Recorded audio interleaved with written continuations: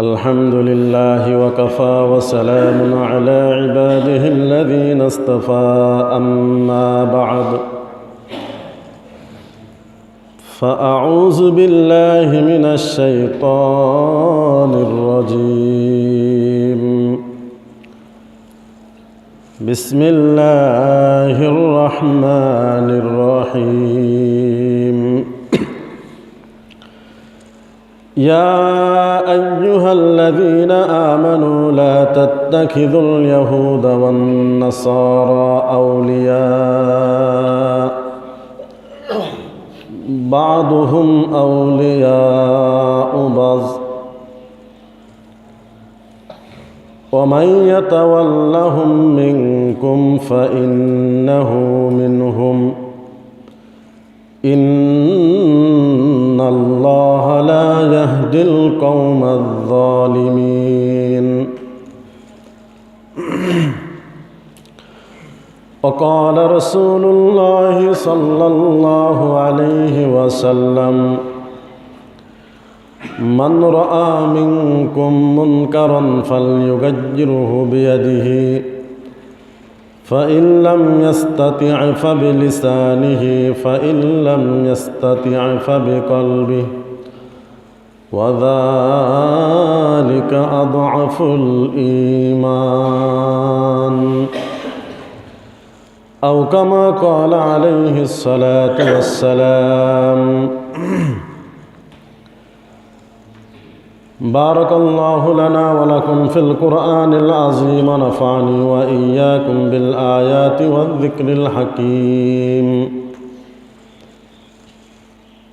محبতের সাথে সকলেই জবান খুলে দরুদ শরীফ পাঠ করি আল্লাহুম্মা সাল্লি আলা মুহাম্মাদ ওয়া আলা আলি মুহাম্মাদ কামা সাল্লাইতা আলা ইব্রাহিম ওয়া আলা আলি ইব্রাহিম إنك حميد مجيد اللهم بارك على محمد وعلى آل محمد كما باركت على إبراهيم وعلى آل إبراهيم إنك حميد مجيد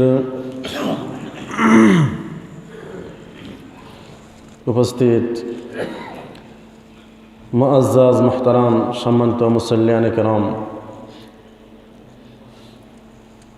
শুকরিয়া আদায় করছি সেই মহান মালিকের যিনি আমাদেরকে পবিত্র জুমার দিনে জুমার সালাত আদায় করার উদ্দেশ্যে তার ঘরে আসার বসার সুযোগ করে দিলেন। তাই সকলেই অন্তরের অন্তঃস্থল থেকে জবান খুলে জোর আওয়াজে সমস্বরে সকলে বলছি আলহামদুলিল্লাহ। আমি আপনাদের সম্মুখে সূরা মায়েদার 51 নম্বর আয়াতে কারিমা এবং সহিহ মুসলিমে বর্ণিত 249 নম্বর হাদিস পাঠ করেছি। আল্লাহ সুবহানাহু ওয়া তাআলা তৌফিক দান করলে উক্ত আয়াতকে সামনে রেখে এবং হাদিসকে সামনে রেখে বর্তমান সময়ে আমাদের জন্য অত্যন্ত জরুরি কিছু দ্বীনি কথাবার্তা আমরা আলোচনা করব এবং শুনব। আল্লাহ সুবহানাহু ওয়া তাআলা আমাদের সকলকে অন্তরের কান দিয়ে আমলের নিয়তে শোনার তৌফিক দান করেন। আসলে গত সপ্তাহে আপনাদেরকে বলেছিলাম যে এখন থেকে ধারাবাহিক আলোচনা হবে নামাজ সম্পর্কে, কিন্তু আসলে ইচ্ছা করলেও সে ইচ্ছার সদ্ব্যবহার করতে পারি না, কারণ বিভিন্ন সময়ে বিভিন্ন কিছু ঘটে, আমাদের দেশেও ঘটে, সারা বিশ্বেও ঘটে। তো এমন কিছু বিষয় ঘটে যে সম্পর্কে আমার ঈমান এবং এলেমের দাবি হলো আপনাদেরকে জানানো, আর আপনারা মুসলমান হিসেবে আপনাদের দায়িত্ব হলো জানা। সেজন্য অনেক সময় এই ধারাবাহিকতা রক্ষা করা যায় না। ধারাবাহিকতা রক্ষা না করে বাহিরের কিছু আলোচনা করতে হয়। তো সেরকমই একটি ব্যাপার আমাদের সামনে চলে আসছে, কারণ আজকে হলো ডিসেম্বর মাসের 30 তারিখ, কালকে 31 তারিখ। কালকে রাত্রে যা ঘটবে সে সম্পর্কে অবশ্যই মুসলিম সমাজকে সচেতন থাকতে হবে এবং জানতে হবে বিষয়টা। এজন্য আমি ওই ধারাবাহিকতা রক্ষা না করে আরেকটি বিষয় সম্পর্কে আজকে আলোচনা করব। বিষয়টা সবাই জানে যে 31st নাইট আল্লাহ সুবহানাহু ওয়া তাআলা মানুষকে পৃথিবীতে সৃষ্টি করার পর থেকেই শয়তান সদা সর্বদা আদা জল খেয়ে লেগে আছে যে আদম সন্তানকে কিভাবে বিপদগামী করে জাহান্নামে নিয়ে যাওয়া যায়। এটা হচ্ছে শয়তানের চূড়ান্ত চ্যালেঞ্জ যে সে প্রত্যেকটা আদম সন্তানকে জাহান্নামে নিয়ে ছাড়বে। আর আল্লাহ সুবহানাহু ওয়া তাআলা চান যে তার সৃষ্টি মানুষ যেন জাহান্নামে না যায়, জান্নাতে যায়। কোরআন শরীফের সূরা বাকারার 3 নম্বর পারার 2 নম্বর পৃষ্ঠার একবারে শুরুর লাইন 257 নম্বর আয়াত, আল্লাহ কি বলেন দেখেন, আল্লাহু ওয়ালিয়্যুল্লাযীনা আমানু ইখরিজুহুম মিনায-যুলুমাতি ইলান-নূর। আল্লাহ বলেন যে আল্লাহ হলো ঈমানদারদের দোস্ত এবং বন্ধু। সুবহানাল্লাহ বলেন। ইখরিজুহুম মিনায-যুলুমাতি ইলান-নূর, আল্লাহ মানুষকে অন্ধকার থেকে আলোর দিকে বের করেন। জুলুমাত মানে হচ্ছে অন্ধকার, জুলমাতুন এক বচন, জুলুমাত বহু বচন। তাহলে বোঝা গেল একরকম অন্ধকার নয়, বিভিন্ন রকম অন্ধকার থেকে। এই অন্ধকার মানে কি? দিন চলে গিয়ে রাত্র আসলে যে অন্ধকার হয় এই অন্ধকার না। মুফাসসিরিনে কেরাম বলেন এখানে অন্ধকার বলতে উদ্দেশ্য হচ্ছে কুফুরের অন্ধকার, শিরিকের অন্ধকার, অন্যান্য গুনাহের অন্ধকার। শিরিকের অন্ধকার, কুফুরের অন্ধকার থেকে আল্লাহ সুবহানাহু ওয়া তাআলা মানব জাতিকে বের করেন। কোন দিকে বের করেন? ইলান নূর। নূর মানে হচ্ছে আলো। মুফাসসিরিনে কেরাম বলেন এখানে নূর মানে হচ্ছে ঈমান, যে ঈমান দিয়ে মানুষ জান্নাতে যেতে পারবে। ওই ঈমানের আলোর দিকে আল্লাহ তাআলা বান্দার রাস্তা দেখান। পক্ষান্তরে আল্লাযীনা কাফারু আউলিয়াউহুমুত তাগুত, আল্লাহ বলেন যে যারা হচ্ছে বেঈমান, ঈমান আনার চায় না, কাফের, তাদেরকে তাদের আউলিয়া হচ্ছে তাগুত। তাগুত এটা আরবি শব্দ। এর তাফসিরে মুফাসসিরিনে কেরাম লিখেন যে কয়েকটা বলা যায়। এক তাফসির হচ্ছে শয়তান, আরেক তাফসির হচ্ছে আল্লাহ ব্যতীত মানুষ যত বস্তুর ইবাদত করে সবগুলা তাগুতের অন্তর্ভুক্ত। আরেকটা হচ্ছে দুনিয়াতে যত প্রকারের অপকর্ম আছে, পাপ আছে, সবগুলো হচ্ছে তাগুতের অন্তর্ভুক্ত। তাহলে এক কথাই কি দাঁড়ালো? আল্লাহকে না মেনে দুনিয়ার মানুষ যত অপকর্ম করে সবগুলাকেই তাগুত বলা হয়। যারা কাফের তাদের দোস্ত, তাদের বন্ধু হচ্ছে তাগুত, শয়তান, মূর্তি ইত্যাদি। ওদের কাজ কি? ওরা হচ্ছে ইখরিজুনাহুম মিনান নূর ইলায-যুলুমাত, মানুষকে ঈমানের আলো থেকে কুফরির অন্ধকার, শিরিকের অন্ধকার, বেদাতের অন্ধকার, অপসংস্কৃতির অন্ধকারের দিকে ঠেলে দেয়। তাহলে এখান থেকে ভালো করে বুঝুন, আল্লাহ হচ্ছে ঈমানদারের বন্ধু। আল্লাহ হচ্ছে ঈমানদারের বন্ধু। তাহলে একজন মানুষ যখন আল্লাহ তাআলার বন্ধু হয়ে যায় তাহলে ওই বন্ধুর কিছু গুণ আছে না নাই? আছে। কি গুণ আছে? সূরা হাশরের 7 নম্বর আয়াতে কারিমার মধ্যে আল্লাহ বলেন, মা আতাকুমুর রাসূলু ফাখুযুহু ওয়া মা নাহাকুম আনহু ফান্তাহু। যারা আল্লাহর দোস্ত হবে, আল্লাহর বন্ধু হবে, তাদের গুরুত্বপূর্ণ একটা গুণ আল্লাহ বলেন, তোমরা হচ্ছে তোমাদের রাসূল তোমাদের কাছে যা নিয়ে আসছে তা তোমরা গ্রহণ করবে, আর যা থেকে তিনি নিষেধ করেছেন, যে কর্ম করা থেকে নিষেধ করেছেন, সেখান থেকে তোমরা বিরত থাকবে। এটা হচ্ছে একজন মুমিনের আল্লাহর বন্ধু যিনি হবেন, যে মুমিন আল্লাহর বন্ধু হবে, এটা হচ্ছে তার সব থেকে বড় গুণ। পৃথিবী একদিকে, আমার রসুল আরেক দিকে, একজন মুমিন মাত্রই দুনিয়ার সব কিছুকে নারাজ করে রসুলের আদর্শকে সে গ্রহণ করবে। এটা হচ্ছে একজন মুমিনের ইমানের দাবি। যদি সে আল্লাহর ওলি হতে চায়, বন্ধু হতে চায়, দোস্ত হতে চায়, তাহলে পারে। কে কি বলল, সমাজ কি বলল, রাষ্ট্র কি বলল, অমুক নেতা কি বলল, অমুক ব্যক্তিকে বলল, ওটা দেখার সময় একজন মুমিনের থাকবে না। সে দেখবে যে আমার রসুলের এক্ষেত্রে আদর্শ কি, আমার রসুল কি বলেছেন, করতে বলেছেন নাকি ছাড়তে বলেছেন। যদি করতে বলে আমি করব, যদি ছাড়তে বলে আমি তার ধারে কাছেও নাই। তাতে পৃথিবীর সমস্ত মানুষ আমার পরে নাখোশ হলেও আমার কোনো যায় আসে না। লাস্তু উবালি, আমি পরোয়া করি না। এটি শুধুমাত্র আমার নয়, প্রত্যেকটা ইমানদার এবং প্রত্যেকটা মুমিনের বৈশিষ্ট্য এটাই হতে হবে যদি আমরা নাজাত পেতে চাই।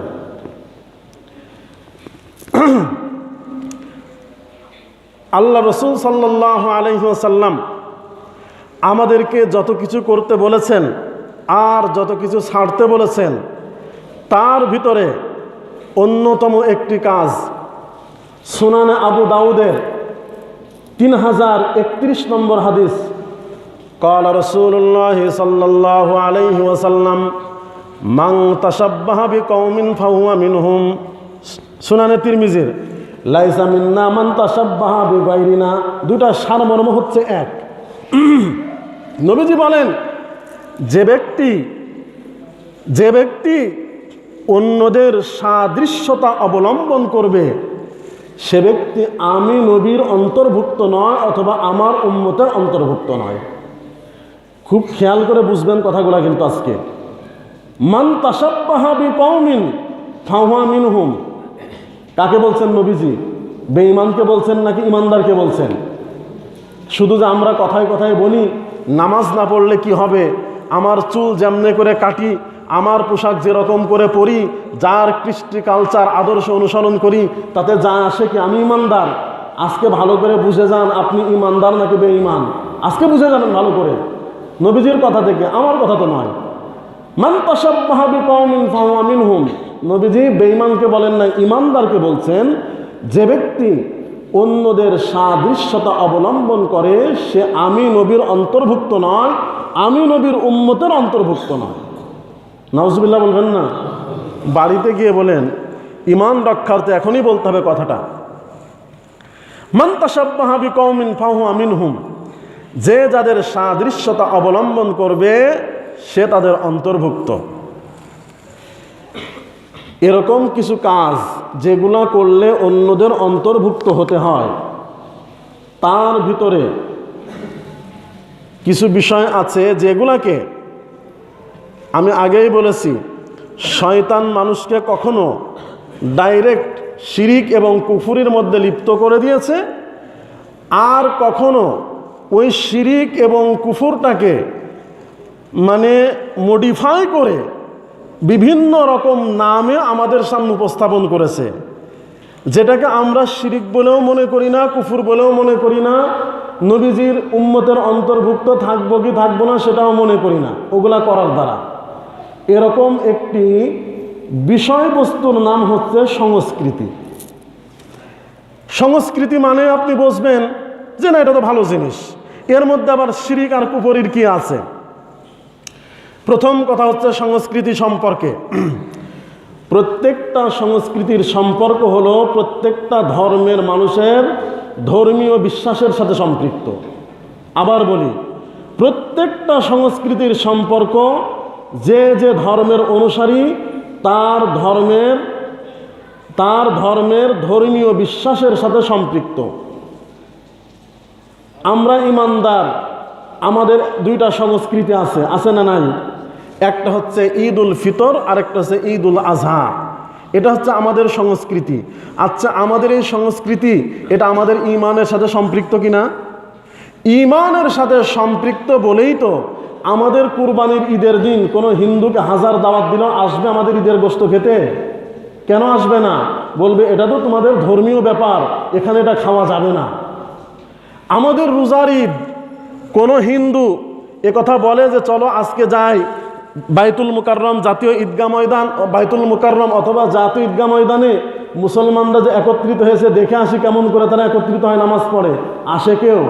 কেন আসে না? এটা সংস্কৃতি শুধুমাত্র, নাকি সংস্কৃতিটা মুসলমানদের ধর্মীয় আকীদা এবং বিশ্বাসের সাথে সম্পর্কিত? মুসলমানদের ধর্মীয় এবং আকীদা বিশ্বাসের সাথে সম্পৃক্ততা হওয়ার কারণে কোনো হিন্দু, কোনো অমুসলিম মুসলমানদের কোনো সংস্কৃতি পালন করার সময় তারা সম্পৃক্ত হয় না, আসে না, দেখে না, শোনে না। তাহলে আমি একজন মুসলিম হিসেবে আমার মস্তিষ্ক কেন এত নষ্ট হলো যে অমুসলিমদের যে সংস্কৃতি তারা পালন করে আমি সেখানে যাব, আমি সেটা দেখব, আমি সেখানে অংশগ্রহণ করব, আমি উইশ করব, এগুলো আমি একজন মুসলিম হিসেবে কিভাবে করতে পারি? অথচ প্রত্যেকটা সংস্কৃতির সম্পর্ক তার ধর্মীয় বিশ্বাসের সাথে। এরকম একটি সংস্কৃতি আগামীকাল রাত 12টার পরে আমাদের দেশের অমুসলিমদের ছেলেরা শুধুমাত্র উদযাপন করবে। হ্যাঁ, কথা বলেন না কেন? অমুসলিমদের ছেলেরা উদযাপন করবে নাকি আমার আপনার কলিজার টুকরা সন্তানেরা উদযাপন করবে? এমনকি অনেক বুড়া মানুষ উদযাপন করবে এগুলা। আপনি বের হয়েন রাস্তাতে কালকে রাত 12টার পরে, শুধুমাত্র যুবকদের দেখবেন না, অনেক বুড়া, অনেক 40 ঊর্ধ্বে যারা চলে গিয়েছে এদেরকেও কালকে রাস্তা আপনি খুঁজে পাবেন।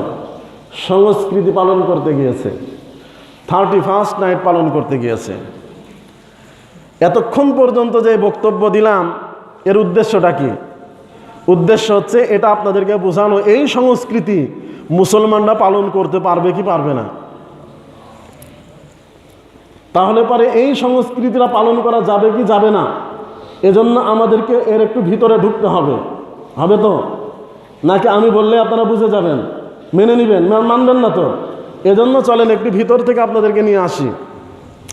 আমি হুজুর মানুষ, আমার কথা আপনার বিশ্বাস নাও হতে পারে যে হুজুররা আর কি জানে, হুজুররা তো জানে শুধু কোরআন আর হাদিস, আর কিছু জানে নাকি?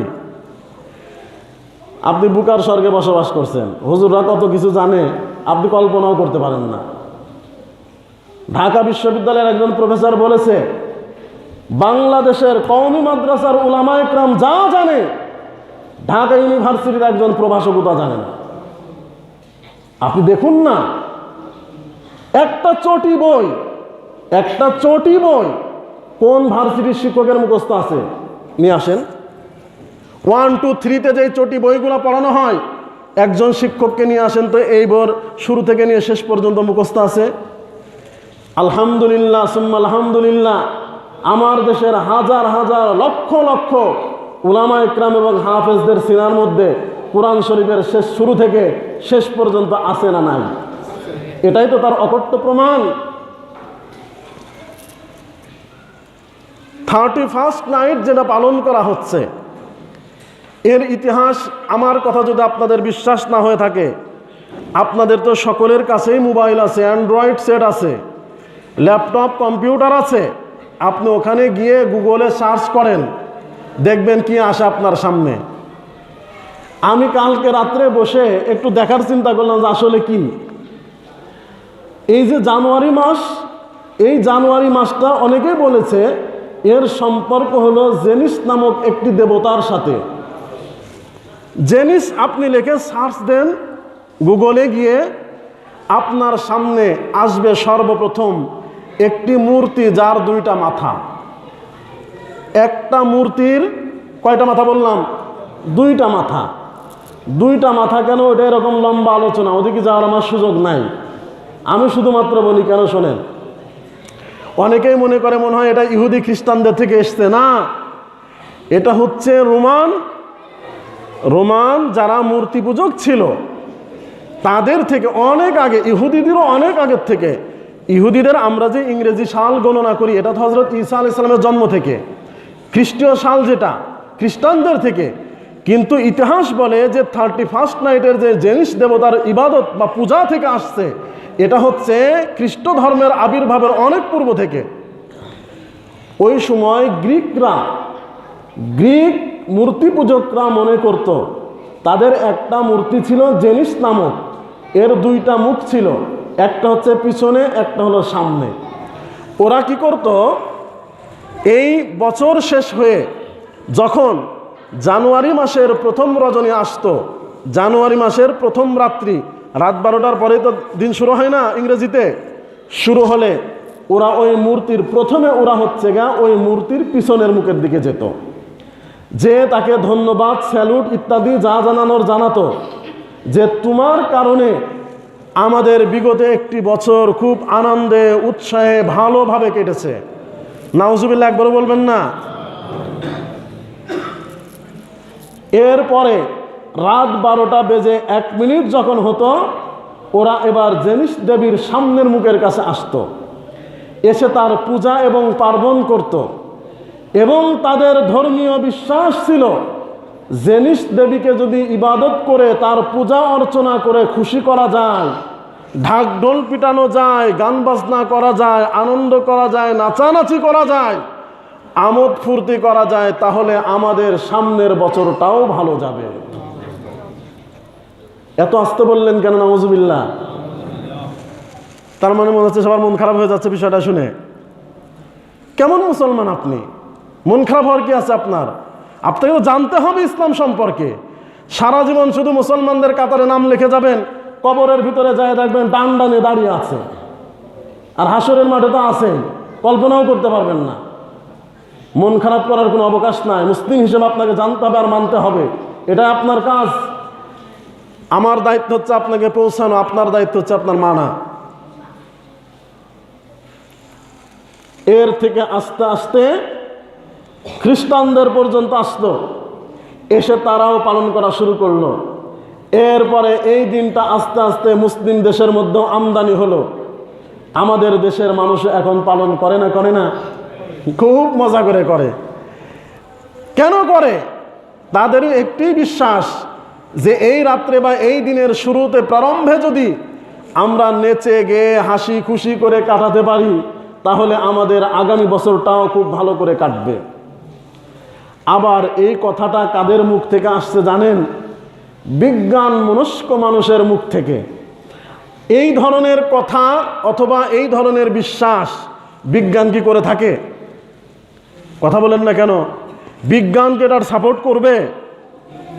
আমরা বৈশাখ মাসের শুরুতে এসে এসে বৈশাখ, এসো হে বৈশাখ এই যে বলি, বিজ্ঞানকে এটা সাপোর্ট করে যে বৈশাখ মাসকে ডাকলে ওর কান আছে চারখান শুনবে?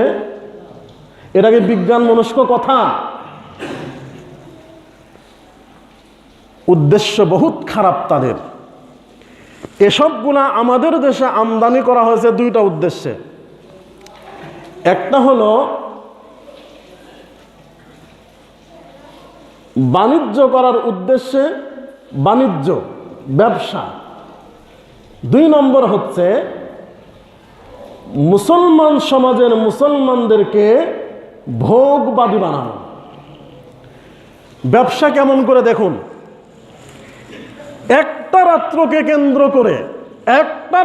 কেন্দ্র করে মদ, বিয়ার, হুস্কি, নারী ইত্যাদি গান বাজনা যা কিছু আছে, এর পিছে একটা রাত্রে যেই পরিমাণ অর্থ ব্যয় হবে, সারা বছর মানুষ এই সমস্ত হারাম কাজের পিছনে এত পরিমাণ অর্থ ব্যয় করবে না। ব্যবসায়ীরা ব্যবসা করে লুটে নিয়ে যাচ্ছে, মুসলমানদের সাধারণ মানুষের পকেট ফাঁকা করে নিয়ে চলে গেল, আর মুসলমানদেরকে ভোগবাদী বানিয়ে দিয়ে গেল। তুমি আজকে নেশা করো, খুব করে খাও, মদ খুব খাও, গাঁজা খুব খাও, হুইস্কি খুব খাও, এরা তুমি খেয়ে বুধ হয়ে পড়ে থাকো, তোমার পকেটের পয়সা দিয়ে তুমি খাবা। বলেন আজকে 30 তারিখ, আমি আজকে বলি, কালকে আপনারা দেখবেন কোনো ইলেকট্রনিক্স মিডিয়া, কোনো প্রিন্ট মিডিয়া এ কথাকে একবারও বলেছে দেশের কোনো নেতা, কোনো নেত্রী, কোনো সমাজপতি, কোনো কোটিপতি এ কথা কখন আপনারা দেখেছে বলেছে যে আসো বছরের প্রথম রজনীটা, বছরের প্রথম প্রহরটা আমরা আমাদের পয়সা ভোগ না করে আমরা ত্যাগ করে একটু কাটাই? এই যে শীতের রাত্র, যে দেশে রাত্রিবেলা লক্ষ লক্ষ বললেও মনে হয় ভুল হবে না, শিশু মায়ের কোলের মধ্যে বস্ত্রহীন অবস্থায়, কাপড়হীন অবস্থায় শীতের মধ্যে কাঁদতে থাকবে, অনেক মানুষ ফুটপাতের মধ্যে কম্বলহীন শুয়ে আছে, এ কথাকে আমাদের দেশের কোন এলিট শ্রেণীর মানুষ আপনাদের কাছ পর্যন্ত বলেছে? এই রাত্রে বিয়ারের পিছে টাকা না ভেঙে, মদের পিছে টাকা না ভেঙে, নারীর পিছে টাকা না ভেঙে, কোনো হোটেলে গিয়ে, উন্নত মানের 5 স্টার হোটেলে গিয়ে সিট বুকিং না দিয়ে ওই পয়সাটা আমরা গরিব, অসহায়, নির্যাতিত মানুষের পাশে ব্যয় করি, এ কথা কেউ আপনাদেরকে বলেছে? এ কথাটা বললে কি হতো? এদেশের যুব সমাজ ধ্বংস হয়ে যেত? স্বাধীনতা, সার্বভৌমত্ব বিপন্ন হতো? নাকি এদেশের যুব সমাজ আরো দিন বা দিন উন্নত চরিত্রের অধিকারী হতো? কোনটা? কিন্তু তাদের তো উদ্দেশ্য হচ্ছে এদেশের দেশকে ধ্বংস করো, সমাজকে ধ্বংস করো। যে দেশের মধ্যে মদ, নারী, নেশা জাতীয় দ্রব্য যত বেশি সয়লাভ হবে, ও দেশের ভিতরে অপরাধ, গর্হিত কাজকর্ম তত বেশি হবে, অন্যায় কাজ তত বেশি হবে। আর যখন যেই দেশের মধ্যে অন্যায় কাজ বেশি হয়, ওই দেশের মধ্যে মানুষের মধ্যে আর মনুষ্যত্ববোধ বলে কিছু থাকে না। আস্তে আস্তে মানুষগুলা পশুতে পরিণত হয়। পশুতে পরিণত হওয়ার অর্থ দুইটা, এর মধ্যে একটা আপনাদেরকে বলি। একটা হচ্ছে গরুকে যদি আপনি রশি দিয়ে বেঁধে রাখেন, ওর কোথাও যাওয়ার কোনো সুযোগ আছে ভাই? ও যাবে না, ওকে যা বলবেন তাই। কুকুরকে তু বলে ডাক দেবেন, আসবে, সেই বলে তাড়িয়ে দেবেন, চলে যাবে। দেশ আর সমাজের মানুষ এরকম পরিণত হয়ে যাবে। দেশকে যেভাবে দেশের মানুষকে যা বলবে তাই বলে, যে এখন রাত, একবারে দিনের বেলা রাত দুপুর 12টা, এরপরও যদি বলে রাত, সবাই বলবে জি হ্যাঁ। এখন বলে যে রাত্রেবেলা, বলবে যে এখন দিন, বলবে জি হ্যাঁ। এটাই সমাজের মধ্যে তৈরি হবে এগুলার দ্বারা। সমাজকে নষ্ট করার জন্য, দেশকে নষ্ট করার জন্য, রাষ্ট্রকে নষ্ট করার জন্য গভীর একটি চক্রান্তর নাম হলো অপসংস্কৃতির 31st নাইট। দেখুন, ইসলামের সাথে এগুলার একটু পার্থক্য করেন না, একটু ওজন করেন। ইসলাম আমাদেরকে দুইটা সংস্কৃতি দিয়েছে, একটা হচ্ছে কুরবানির ঈদ আর একটা হচ্ছে রোজার ঈদ। এই দুইটা ঈদে আমাদেরকে ভোগবাদিতা শিক্ষা দেয় নাকি ত্যাগ করা শিক্ষা দেয়? আপনারা জানেন না? কথা বলুন না কেন? ভোগ শিক্ষা দেয় না, ত্যাগের শিক্ষা দেয়। রোজার ঈদের সর্বপ্রথম শিক্ষা হচ্ছে তুমি ঈদ পালন করবা 29 রোজা চাঁদ দেখলে, তারপরে ইসলামের আদর্শ হচ্ছে চাঁদ দেখার আগে সদাকাতুল ফিতর, জাকাত আদায় করে গরিব মানুষকে দাও, ও যেন কালকে সেমাই খেতে পারে, 1 কেজি গোশত কিনে 1 পিস গোশত হলেও খেতে পারে। তাহলে ইসলাম আমাকে সর্বপ্রথম ভোগ শিখাইলো নাকি ত্যাগ শিখাইলো? ত্যাগ শিখাইলো। এটা হচ্ছে ইসলাম।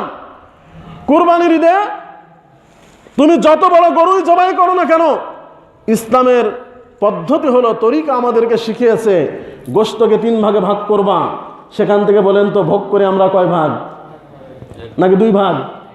1 ভাগ ভোগ করি। ইসলামের শিক্ষা হচ্ছে 2 ভাগ তুমি ত্যাগ করো। তাহলে এখানেও আমি ভোগ পেলাম নাকি ত্যাগ পেলাম? এটাই হচ্ছে ইসলাম। সুবহানাল্লাহ বলবেন না? ইসলাম আমাদেরকে এটাই শিখিয়েছে। আমাদের ঈদের নামাজ পালন করার জন্য, কুরবানি পালন করার জন্য কয় dozen police, BDR, army, RAB মোতায়েন করা লাগে? হ্যাঁ? না না না, আগামী ঈদে একবারে মনে করেন সারা দেশব্যাপী পুলিশ, আর্মি, বিডিআর, কুবরা, র্যাব, স্যাপ যা আছে সবগুলা দিয়ে ভরে দেওয়া হবে। এমনটা আপনার ইতিহাসে কখনো শুনেছেন? কিন্তু আগামীকাল রাত্রের 12টার পরে রাত যেটা পালন করা হবে, এজন্য বাংলাদেশ সরকার এটা পালন যেন করতে পারে, গ্যাঞ্জাম যেন না হয়, এজন্য যত বাহিনী আছে কালকে মোতায়েন করবে না? করবে না? হ্যাঁ, এবার আপনি বুঝুন তাহলে এটা কত খারাপ জিনিস। আমাদের নামাজের জন্য তো পুলিশ মোতায়েন করা লাগে না, ঈদের জন্য পুলিশ মোতায়েন করা লাগে না, এটা ভালো জিনিস। আজকে আমাদের যুব সমাজ কোন দিকে যাচ্ছে? আপনি বাবা, আপনি মা, আপনি সমাজপতি, আপনি রাষ্ট্রপতি, আপনার জন্য দায়িত্ব আছে। কি দায়িত্ব? সহিহ মুসলিমের 249 নম্বর হাদিস, ক্বালা রাসূলুল্লাহ সাল্লাল্লাহু আলাইহি ওয়াসাল্লাম, মান রাআ মিনকুম মুনকারান ফালইউগাইয়িরহু বিয়াদিহি ফাইন লাম ইস্তাতি ফাবিলিসানিহি ফাইন লাম ইস্তাতি ফাবিকলবিহি। আল্লাহর নবী বলেন, তোমাদের ভেতর থেকে যখন কোনো মানুষ খারাপ কোনো কিছু দেখে, তার উপরে দায়িত্ব হলো সে সেটা থেকে বিরত রাখবে মানুষকে। যদি তার সম্ভব হয় হাত দিয়ে পরিবর্তন করা, হাত দিয়ে পরিবর্তন করে দিবে। হাত দিয়ে পরিবর্তন করার সুযোগ যদি না থাকে, জবান দিয়ে পরিবর্তন করবে। জবান দিয়ে পরিবর্তন করার সুযোগ যদি ওই মানুষের জন্য না থাকে, তাহলে অন্তরে অন্তরে চিন্তা করবে কিভাবে এটা পরিবর্তন করা যায়। বিশ্ব নবী বলেন, এই যে অন্তর দিয়ে চিন্তা করবে, এটা হচ্ছে ইমানের সর্বনিম্ন স্তর। এটাও কি এখন মুসলমানদের সমাজের মধ্যে আছে বলে মনে হয়? একজন যদি প্রতিবাদ করে, কোনো অন্যায় দেখে প্রতিবাদ করে, আরে মুসলমান সমাজের যারা সমাজ চালায়, সমাজপতি, তাদের তো উচিত ছিল তার পাশে গিয়ে দাঁড়ানো।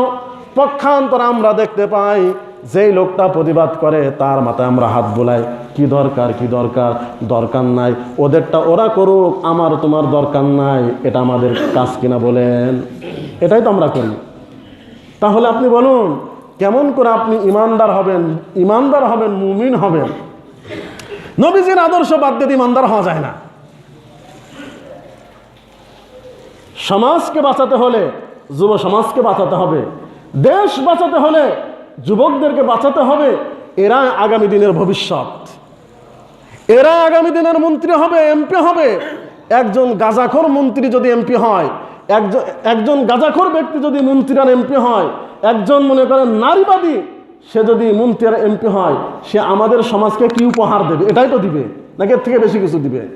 তাহলে এই সন্তানটাকে যদি আমরা সঠিক সুন্দরভাবে গড়ে সংসদ পর্যন্ত পাঠাতে পারতাম, মন্ত্রী আর এমপি বানিয়ে পাঠাতে পারতাম, আমাদেরকে ওরকম সুন্দর সমাজ উপহার দিত বা দিবে, ভবিষ্যতে দিবে। আজকে যদি আমরা নিয়ন্ত্রণ করি, তাদের লাগাম যদি টেনে ধরি, যুবক আমরা কোন দিকে যাচ্ছি? অথচ আজকের যারা যুবক, তাদের সম্পর্কে রাসূল করিম সাল্লাল্লাহু আলাইহি ওয়াসাল্লামের কি ঐতিহাসিক বাণী! সহিহ বুখারীর 660 নম্বর হাদিস, নবীজি বলেন, সাবাতুন ইযিল্লুহুমুল্লাহু ফি যিল্লিহি ইয়াওমা লা যিল্লা ইল্লা যিল্লুহ। হাসরের মাঠে যখন কোনো ছায়া থাকবে না আরশে আযমের ছায়া ছাড়া, সমস্ত মানুষগুলা রৌদ্রের মধ্যে দাঁড়িয়ে থাকবে। সূর্য মানুষের মাথার 9 ইঞ্চি উপরে চলে আসবে, মানুষের মগজগুলা টস টস করে ফেটে যাবে, ঘামের মধ্যে মানুষ সাঁতরাইতে থাকবে। এই অবস্থায় বিশ্ব নবী বলেন, 7 শ্রেণীর মানুষকে আল্লাহ তার আরশে আযমের ছায়ায় ডেকে নেবেন। এর মধ্যে 2 নম্বরে আমার নবী বলেছেন, শাবুন নাশা ফি ইবাদাতিল্লাহ। ওই যুবককে আল্লাহ রাব্বুল আলামিন আরশে আযমের ছায়া দান করবেন, যে যুবক তার যৌবনকাল আল্লাহ সুবহানাহু ওয়া তাআলার ইবাদত বন্দেগীর মধ্যে কাটিয়েছে। নবীজি বলেন, মুসলিম শরীফের 249 নম্বর হাদিস, বিশ্ব নবী বলেন, একবার নবীজি কবরস্থানে গেলেন, কবর জিয়ারত করলেন। এরপরে আল্লাহর নবী বলেন, ওয়াদিত্তু, আমি আশাবাদী কিছুদিন পরে আমার সাথে আমার ভাইদের সাক্ষাৎ হবে। সাহাবায়ে কেরাম বললেন, অলাসনা ইখওয়ানুকা ইয়া রাসূলুল্লাহ, ওগো আল্লাহর নবী, আমরা কি আপনার ভাই নই? বিশ্ব নবী বললেন, না, তোমরা আমার সাহাবী, তোমরা আমার ভাই নও। সাহাবায়ে কেরাম বললেন, আপনার ভাই কারা? নবীজি বললেন, আমার ভাই তারা যারা এখনো পর্যন্ত দুনিয়াতে আসে নাই, আমাকে দেখে নাই, কিন্তু আমার প্রতি ঈমান আনয়ন করবে, আমাকে দেখবে, ওরা হলো আমার ভাই। সাহাবায়ে কেরাম বললেন, নবীজি আপনি চিনবেন কিভাবে যারা এখনো দুনিয়াতেই আসে নাই? আল্লাহর নবী বললেন, মনে করো বিশাল একটা ঘোড়ার পাল, এই ঘোড়ার পালের ভেতরে যদি এমন একটা ঘোড়া ছেড়ে দেওয়া হয়, মনে করো কালো, সমস্ত ঘোড়াগুলা কালো, কিন্তু এই ঘোড়ার পালের মধ্যে একটা ঘোড়া আছে, কপালটা সাদা, হাঁটুটা সাদা, এরকম ঘোড়া ছেড়ে দিলে চিনতে কোনো কষ্ট হবে কিনা? বলেন, কষ্ট হবে? সবগুলা কালো, এর মধ্যে একটা ঘোড়ার কপাল সাদা, ঠ্যাং সাদা, এরা চিনতে কারোর কষ্ট হবে? বিশ্ব নবী বলেন, সাহাবায়ে কেরাম বলেন, না ইয়া রাসূলুল্লাহ। নবীজি বলেন, শোনো, আমার ভাইরা যারা এখনো পর্যন্ত দুনিয়াতে আসে নাই কিন্তু আসবে ভবিষ্যতে, ওরা যখন ওযু করবে, নামাজের জন্য ওযু করবে, ওযুর জায়গাগুলা, কপালগুলা চিকচিক করবে, হাসরের মাঠে ওই চিকচিক অবস্থা দেখে আমি চিনব ওরা আমার ভাই। নবীজি বলেন, আমি হাউজে কাউসারের পাশে আমার ভাইদের জন্য অপেক্ষা করব। আমার এই ভাইরা আসবে, আমি বিশ্ব নবী তাদেরকে আমার হাতে হাউজে কাউসারের পানি পান করাবো। সুবহানাল্লাহি ওয়া বিহামদি। নবীজি বলেন এরকম মুহূর্তে আমার সামনে অনেক মানুষ আসতে থাকবে, হঠাৎ করে একটা পর্দা পড়ে যাবে। আল্লাহর নবী বলেন আমি রব্বুল আলামিনকে জিজ্ঞাসা করবো, গো আল্লাহ, এরা আবার কারা যাদেরকে আমার কাছে আসতে দেওয়া হচ্ছে না, অথচ ওরা তো আমার উম্মত বলে মনে হচ্ছে, আমি চিনতে পেরেছি ওরা আমার উম্মত। আল্লাহ সুবহানাহু ওয়া তাআলা বলবেন, নবীজি আপনি তো জানেন না ওরা আপনি দুনিয়ার থেকে বিদায় নেওয়ার পরে ওরা যত অপকর্ম ছিল করেছে, ওদের কাজ তো ছিল আপনার আদর্শ মেনে চলা, কিন্তু সে তা না চলে আপনার আদর্শের বিপরীতে গিয়েছে, সুতরাং ওরা আপনার সাথে সাক্ষাৎ লাভ করতে পারবে না। এবার নবীজি বলবেন, সহকান সহকান, দূর হয়ে যাও, দূর হয়ে যাও, তোমাদের সাথে আমার কোনো সম্পর্ক নাই। নবীজি প্রথমে আপনাদেরকে শোনালাম আমাদেরকে কত ভালোবাসেন, নবীজি আমাদেরকে ভাই বলেছেন, আমার যুবকদেরকে নবীজি ভাই বলে সম্বোধন করেছেন। নবীজির আদর্শ মানলে নবীজির ভাই, আরশে আজিমের ছায়া, না মানলে নবীজি আমার পরিচয় দিবেন না, আমাকে চিনবেই না, আমাকে দূরে ফেলে দিবেন। কি বলেন ভাইরা? আল্লাহর জন্য, আল্লাহর রসুলের জন্য 31st নাইট নামক যে অপসংস্কৃতি, এর থেকে আমরা দূরে থাকতে পারি না ইনশাআল্লাহ। একজন সাহাবীর ঘটনা বলে আমি শেষ করে দিই। একজন সাহাবী, দেখুন সাহাবায়ে কেরাম তাদের ঈমানের জন্য, আমলের জন্য সব কিছু ছেড়ে দিয়েছেন। এরকম একজন সাহাবীর নাম হচ্ছে, ইসলাম গ্রহণ করার পূর্বে তার নাম হচ্ছে আব্দুল উজ্জা, ইসলাম গ্রহণ করার পরে তার নাম হয়েছে আব্দুল্লাহ, আর তার লকব ছিল জুলবিজাদাইন। একটা কম্বল কেটে দুই অংশ করেছিল, কম্বলের দুই অংশকে বিজাদাইন বলা হয়। এই আব্দুল্লাহ জুলবিজাদাইন, তার বাপ ছোটকালে মারা যায়, চাচার কাছে লালিত পালিত হচ্ছিল।